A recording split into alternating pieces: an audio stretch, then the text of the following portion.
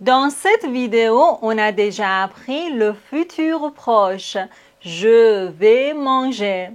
Dans cette vidéo, on a déjà appris le futur simple. Je mangerai. Mais quelle est la différence entre ces deux phrases? Salut tout le monde et bienvenue sur la chaîne French Time. Je m'appelle Parissa. Je suis pas française et je n'ai même jamais voyagé en France, mais je vous aide à apprendre le français d'une manière très simple. Cette vidéo comprend 4 parties: la formation et l'utilisation du futur proche, la formation et l'utilisation du futur simple, la différence entre le futur proche et le futur simple en détail, et enfin, je vous explique quelques remarques très importantes. Passé, présent, futur. Le futur proche montre une action très proche du présent. Ok, j'ai bien compris. Le futur proche est très proche du présent. Mais alors, comment former le futur proche qui est très proche du présent? C'est trop simple. Pour former le futur proche, on doit suivre cette règle. Sujet plus verbe aller plus infinitif. Donc, tout d'abord, on doit conjuguer le verbe aller. Je vais, tu vas, il va, nous allons, vous allez, ils vont. Et maintenant, on peut mettre l'infinitif. Je vais manger. C'est bientôt, alors je dis je vais manger et après je mange. Tu vas travailler. Il va faire du sport. Nous allons visiter Paris. Vous allez prendre le train. Ils vont téléphoner à leur grand-père. J'ai bien compris cette règle, mais quand et comment doit-on utiliser le futur proche? On emploie le futur proche dans 3 situations. Premièrement, pour exprimer des projets qui vont sûrement se réaliser dans le futur. Par exemple, la semaine prochaine, je vais partir en voyage. Le mois prochain, nous allons déménager dans une nouvelle maison. Vous voyez, ce ne sont pas des événements très proches du présent, mais ce sont des projets qui vont sûrement se réaliser dans le futur. Deuxièmement, pour exprimer un événement immédiat, par exemple, attention, tu vas tomber. Ah, je suis très fatiguée, je vais me coucher. Ce sont des actions immédiates et très proches du présent. Et enfin, les voyants, c'est-à-dire les gens qui pensent pouvoir prédire l'avenir, utilisent le futur proche. Par exemple, tu vas rencontrer quelqu'un de spécial. Tu vas avoir de la chance dans les prochains jours. Bon, maintenant, j'ai une question à te poser. Comment transformer le futur proche à la forme négative? Pour transformer le futur proche à la forme négative, ne pas entoure le verbe aller. Je vais partir, je ne vais pas partir. Elle va étudier, elle ne va pas étudier. Nous allons manger, nous n'allons pas manger. Ici, le verbe aller commence par une voyelle, donc ne devient une apostrophe. Nous n'allons pas manger. Jusqu'ici, j'ai compris la formation du futur proche, l'utilisation du futur proche et la forme négative du futur proche. Il me reste une seule question. La forme interrogative du futur proche. Pour former la forme interrogative du futur proche, nous avons 3 possibilités. Numéro 1, on peut changer l'intonation. Par exemple, il va venir. Et maintenant, il va venir, vous allez partir. Vous allez partir, alors je change l'intonation, tout simplement. Numéro 2, on met « est-ce que » au début de la phrase. Par exemple, vous allez faire du sport. Et maintenant, est-ce que vous allez faire du sport? Vous voyez? C'est trop simple. Numéro 3. On inverse le sujet et le verbe aller. Par exemple, tu vas manger. Vas-tu manger? Vous allez travailler dans une entreprise. Allez-vous travailler dans une entreprise? Comme vous voyez, on inverse le sujet et le verbe aller en mettant un tiret entre les deux. Et maintenant, comme toujours, je vous explique quelques remarques très importantes. Il y en a 7. 7 remarques importantes. Numéro 1. Pour indiquer le futur proche, nous pouvons utiliser ces expressions de temps. Ce soir, nous allons dîner chez des amis. Demain, ils vont jouer au football. La semaine prochaine, je vais commencer un nouveau projet. Le mois prochain, tu vas prendre des cours de danse. Ce week-end, elle va rendre visite à sa famille. Cet après-midi, il va faire ses valises. Ce lundi, on va organiser une réunion.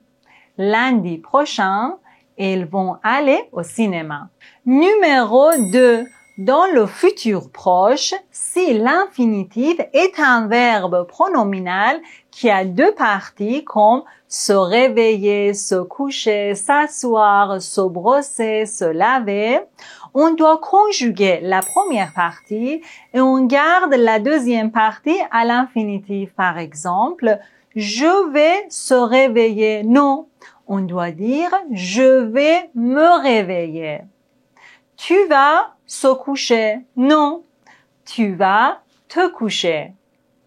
Nous allons s'asseoir. Non, nous allons nous asseoir. Vous allez se brosser les dents. Non, vous allez vous brosser les dents. Je vais se laver les mains. Non, je vais me laver les mains. Si tu ne connais pas encore les verbes pronominaux, je vous propose de regarder cette vidéo. Le lien dans la description. Numéro 3. Comme vous le savez, pour former le futur proche à la forme négative, on suit cette règle. Ne pas entoure le verbe aller. Marie va se coucher. Marie ne va pas se coucher. Mais quand on utilise ne aucun et ne personne, on doit suivre cette règle. Donc, aucun et personne viennent après l'infinitif. Par exemple, je ne vais acheter aucun livre. Nous n'allons voir aucun film ce soir. Ils ne vont voir personne au concert. Tu ne vas écouter personne pendant le cours. Vous voyez, dans ces phrases négatives, aucun et personne viennent après l'infinitif. Numéro 4. Regardez cette phrase. Tu vas étudier le français. Pour transformer cette phrase à la forme interrogative, on inverse le sujet et le verbe aller, comme ça. Vas-tu étudier le français? Mais quand le sujet est il, elle, on doit ajouter un T entre le sujet et le verbe aller. Par exemple, va-t-il acheter une nouvelle voiture? Va-t-elle finir son devoir? Va-t-on venir à la fête ce soir? Vous voyez, c'est plus facile à prononcer. Va-t-il? Va-t-elle? Va-t-on? Numéro 5. Quand on veut aller quelque part dans le futur proche, on peut utiliser le verbe aller comme infinitif. Avoir 2 verbes aller ensemble ne pose aucun problème. Par exemple, je vais aller au marché. Tu vas aller à la plage. Il va aller chez ses amis, tout simplement. Numéro 6. Regardez ce tableau. Ce sont des pronoms compléments.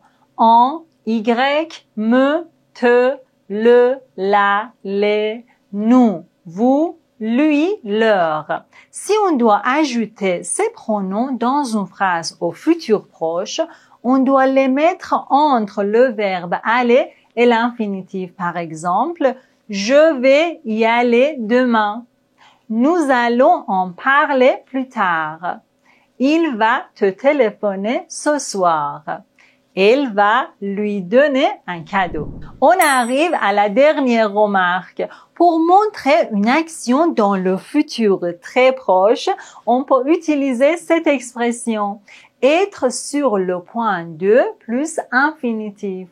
Cette expression indique que l'action est imminente, prête à se dérouler dans un instant. Par exemple, regarde, l'avion est sur le point de décoller, c'est-à-dire l'avion est prêt à quitter le sol. Le décollage de l'avion est imminent et va se produire dans un instant. Je suis sur le point de sortir. Elle est sur le point de pleurer, c'est-à-dire elle va pleurer très bientôt, dans un instant. Formation du futur simple, c'est vraiment simple. Tout d'abord, on met l'infinitif d'un verbe, comme par exemple parler. Ensuite, on ajoute ces terminaisons AI, AS, A, ONS, EZ, ONT. Et voilà, nous avons le verbe parler au futur simple. Je parlerai. Tu parleras. Il parlera. Nous parlerons. Vous parlerez. Ils parleront. Un autre exemple, le verbe finir. Je finirai. Tu finiras. Il finira. Nous finirons. Vous finirez. Ils finiront. Mais je ne peux pas mémoriser ces terminaisons AI, AS, A, ONS, EZ, ONT. Qu'est-ce que je dois faire alors? Regardez les terminaisons du futur simple. Et maintenant, regardez la conjugaison du verbe avoir au présent. J'ai, tu as, il a, nous avons, vous avez, ils ont. Comme vous voyez, les terminaisons du futur simple ressemblent exactement aux terminaisons du verbe avoir au présent. Donc maintenant, vous pouvez facilement mémoriser les terminaisons du futur simple. Ces terminaisons sont identiques pour tous les verbes. Mais attention, pour le radical, c'est-à-dire l'infinitif, il y a des exceptions. Il existe 16 verbes irréguliers. Le radical de ces verbes pour le futur simple n'est pas l'infinitif, mais les terminaisons sont les mêmes. Par exemple, le verbe être. Pour conjuguer ce verbe au futur simple, on met les sujets, ensuite le radical du verbe être, c'est-à-dire SER, qui est irrégulier. Et après, on ajoute les terminaisons du futur simple. Je serai. Tu seras. Il sera. Nous serons. Vous serez. Ils seront. Et maintenant, je conjugue tous ces verbes irréguliers au futur simple pour la première personne du singulier. Essayez de mémoriser les radicales de ces verbes. Être, je serai. Avoir, j'aurai. Faire, je ferai. Savoir, je saurai. Aller, j'irai. Vouloir, je voudrais. Pouvoir, je pourrais. Devoir, je devrais. Voir, je verrai. Venir, je viendrai. Tenir, je tiendrai. Recevoir, je recevrai. Envoyer, j'enverrai. Valoir, je vaudrai. Pleuvoir, il pleuvra. Falloir, il faudra. Les verbes pleuvoir et falloir sont des verbes impersonnels. Donc, on doit conjuguer ces deux verbes pour la troisième personne du singulier. Il pleuvra, il faudra. Pour bien connaître les verbes impersonnels, je vous propose de regarder cette vidéo. Je vous laisse le lien dans la description. Et maintenant, l'utilisation du futur simple. En général, on emploie le futur simple dans 5 situations. Numéro 1, pour exprimer une action future. Par exemple, demain, je partirai en voyage. Je finirai ce projet d'ici la semaine prochaine. Il achètera une nouvelle voiture l'année prochaine. Vous voyez, ce sont des actions qui se réaliseront plus tard, dans le futur. Numéro 2. Pour faire une promesse ou un engagement, par exemple, je te promets que je viendrai à ta fête. Je te promets que je serai là à l'heure. Ne t'inquiète pas, je reviendrai bientôt. Donc, on utilise le futur simple pour rassurer ou promettre quelque chose, tout simplement. Numéro 3. Pour donner un ordre ou un conseil, par exemple, vous ferez bien attention à fermer la porte. Tu répondras poliment aux questions de l'examinateur. Vous prendrez cette rue et vous tournerez à gauche. Numéro 4. Pour exprimer des prédictions sur l'avenir. Par exemple, il pleuvra sûrement demain. Les prix des maisons augmenteront encore cette année. Dans 10 ans, tout le monde aura une voiture électrique. Numéro 5. Pour exprimer une hypothèse probable, on utilise cette formule. Si plus présent plus futur simple. Par exemple, si elle étudie bien, elle réussira à son examen. Si nous avons le temps, nous visiterons le musée. Si tu m'appelles, je te répondrai. Alors, cette formule est très utilisée en français. Essayez de la mémoriser, ok? Comme toujours, je vous explique quelques remarques très importantes. Il y en a 7. 7 remarques importantes. Numéro 1. Pour former le futur simple des verbes qui se terminent par E, comme par exemple vendre, prendre, mettre, attendre, on doit supprimer le E pour obtenir le radical et on ajoute les terminaisons du futur simple. Vendre, je vendrai. Prendre, je prendrai. Mettre, je mettrai. Attendre, j'attendrai. Numéro 2. Pour prononcer les verbes au futur simple, nous avons 2 possibilités. Regardez bien. Je serai, j'habiterai, je mangerai. Ici, je prononce le E. Je serai, j'habiterai, je mangerai. Mais dans la deuxième possibilité, on peut ne pas prononcer le E comme ça. Je serai, j'habiterai, je mangerai. Numéro 3. Comme vous le savez, ce sont des verbes irréguliers pour former le futur simple. Mais ce sont les verbes de base et la plupart des verbes qui sont formés sur ces verbes ont la même irrégularité. Par exemple, ici, on a le verbe voir, mais aussi revoir, entrevoir, voir, je verrai, revoir, je reverrai.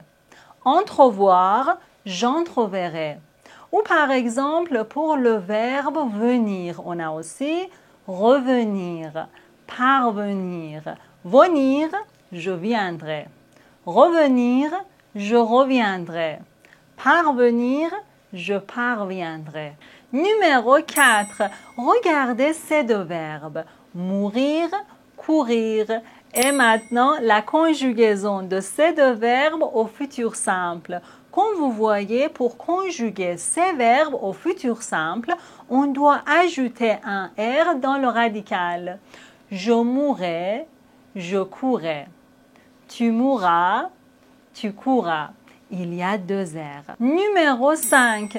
Je t'ai appelé. Et voici la conjugaison de ces 2 verbes au futur simple.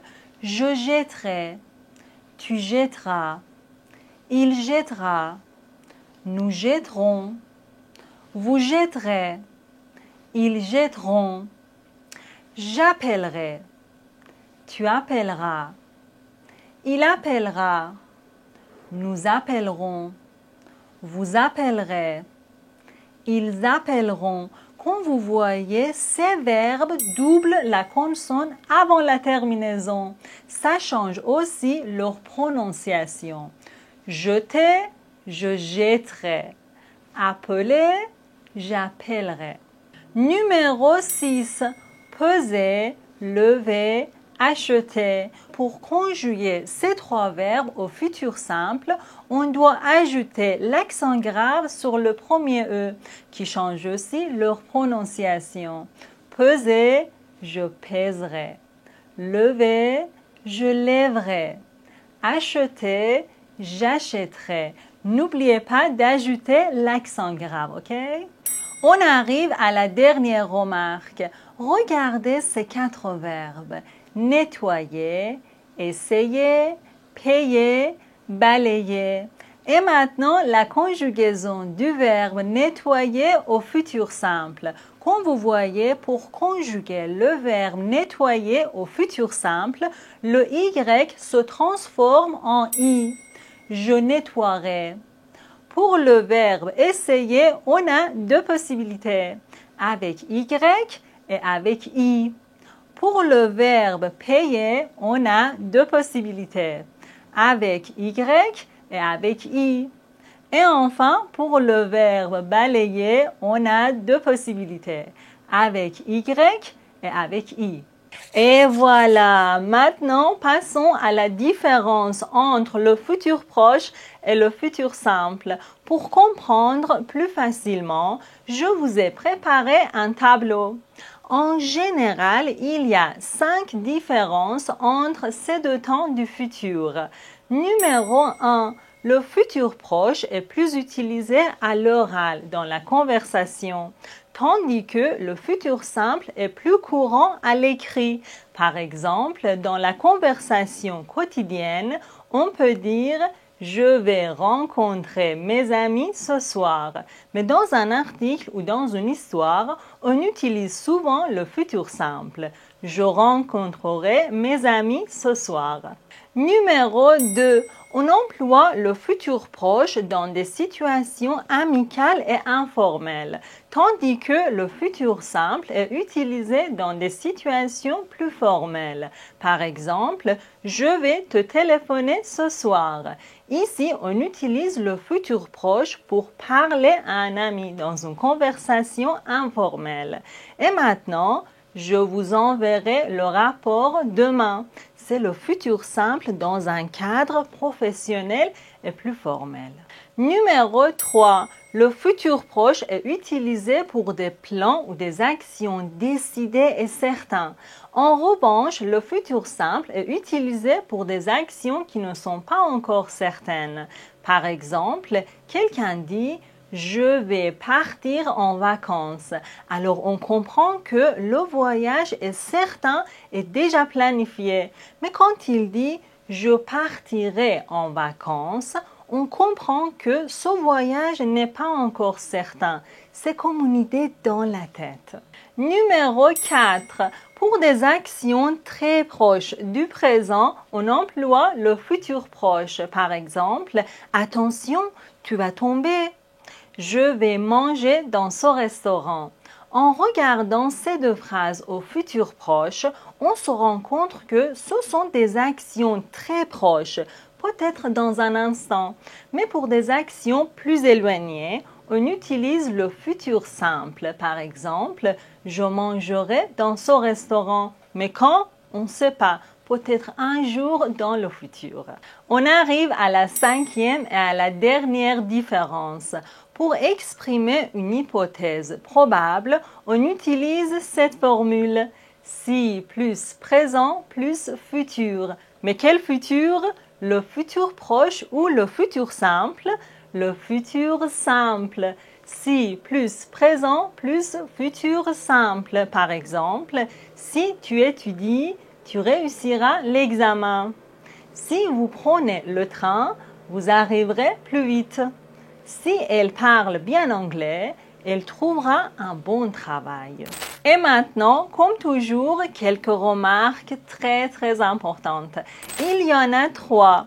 Numéro 1. Pour parler des événements proches ou certains, on peut aussi employer le présent. Par exemple, je pars demain, c'est-à-dire je vais partir demain. Le film commence dans 1 heure, c'est-à-dire le film va commencer dans 1 heure. Numéro 2. Le futur simple est utilisé pour parler de choses que vous imaginez ou espérez pour l'avenir. Par exemple, quand je serai grande, je deviendrai médecin. Et moi, quand je serai grand, je jouerai au foot dans une grande équipe. Numéro 3. On peut aussi combiner le futur proche et le futur simple dans une même phrase pour parler de 2 actions futures qui se suivent. Par exemple, je vais étudier ce soir et demain je réussirai mon examen. Nous allons dîner maintenant, ensuite nous regarderons un film. Il va acheter un cadeau demain et il l'offrira à son ami la semaine prochaine. Vous voyez, dans ces phrases, il y a 2 actions futures l'une après l'autre. Le futur proche pour la première action et le futur simple pour la deuxième action. Jusqu'ici, vous avez appris le futur proche, le futur simple et la différence entre ces 2 temps du futur. Dans les prochaines vidéos, on travaille sur le futur antérieur. Donc, si vous n'êtes pas encore abonné à cette chaîne, faites-le maintenant avant d'oublier. Merci beaucoup, à la prochaine.